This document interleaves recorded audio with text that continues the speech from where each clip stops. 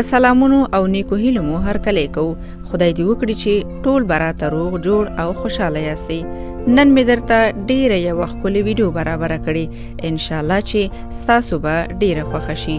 د ویډیو د شروع کېدو نه مخکې تاسو نه یوه کوچنۍ غوښتنه کوو چې زموږ دا ویډیو در سره لایک کړئ، موږ ته ښکلي کمنټونه وکړئ او زموږ د سهار میډیا په نامه چینل در سره هرومرو سبسکرایب کړئ.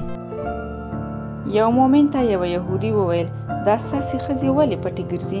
زموږ د ښځو په څېر لوسې دې وګرځي که نه؟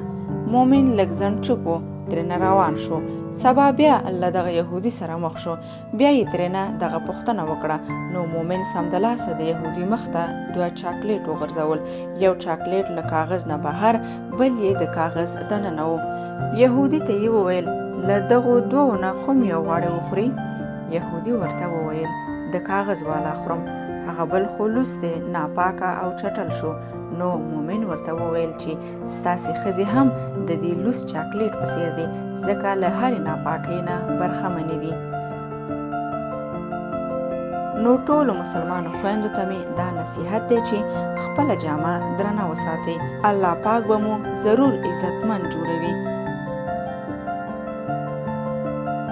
نننۍ قصه مو خوښه شوه که نه؟ موږ سره کامنټ کې خپل نظر شریک کړئ او د سهار میډیا په نامه چینل در سره هرومرو سبسکرایب کړئ.